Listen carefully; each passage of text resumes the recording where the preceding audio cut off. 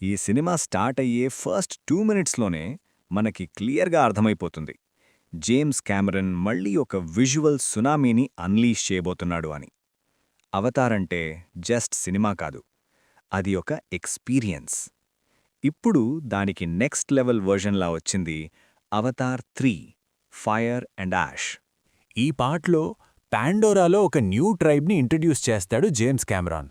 Water world చూశాం, ఇప్పుడు fire and ash అంటే అగ్రెసివ్, రా, అన్ప్రెడిక్టబుల్ నేచర్.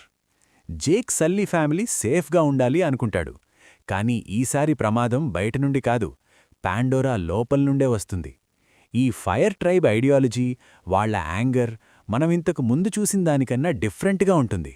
ఇక్కడొకటి చెప్పాలి, అవతార్ 3 విజువల్స్ గురించి మాట్లాడదామంటే వర్డ్స్ సరిపోవు. Lava fields, volcanic mountains, ash filled skies, ప్రతి ఫ్రేమ్ ఒక వాల్పేపర్లా ఉంటుంది. ఐమాక్స్లో చూస్తే స్క్రీన్ కాదు, పాండోరా లోకి వెళ్ళిపోతాం. జేమ్స్ కెమెరాన్ మళ్లీ ప్రూవ్ చేశాడు, no one builds worlds like me. Performances విషయానికి వస్తే జేక్ సల్లీ ఈ పార్ట్లో ఎమోషనల్ డెప్త్ చాలా ఎక్కువ. Neytiri, raw rage plus pain is equal to goose bump scenes. New fire tribe leader, villain కాదు, హీరో కాదు, జస్ట్ డేంజరస్. ఈ క్యారెక్టర్ గ్రే షేడ్లో ఉంటుంది, and that makes him scary.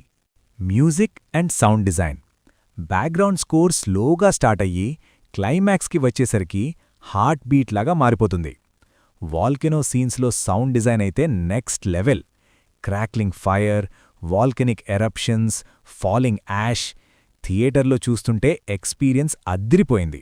Emotional core Avatar 3 biggest strength, అంటే family versus survival. పాండోరాని కాపాడాలి అంటే కొన్ని sacrifices తప్పవు. ఈ కాన్ఫ్లిక్ట్ ఎమోషనల్గా బాగా కనెక్ట్ చేస్తుంది. సెకండ్ హాఫ్లో కొన్ని సీన్స్ ఉంటాయి, సైలెంట్గా ఐస్ వెట్ అయిపోతాయి. Negatives, honest review. First half కొంచెం స్లో అనిపిస్తుంది. వరల్డ్ బిల్డింగ్ ఎక్కువ ఉండడం వల్ల పేషెన్స్ కావాలి. రన్ టైం లెండీ, ప్రతి ఒక్కరికీ సూట్ కాదు. బట్ అవతార్ ఫ్యాన్స్కి ఇవన్నీ మైనస్ కాదు, ఖచ్చితంగా విజువల్లీ ఎంజాయ్ చేస్తారు. Watch and enjoy Avatar in your nearest theatre.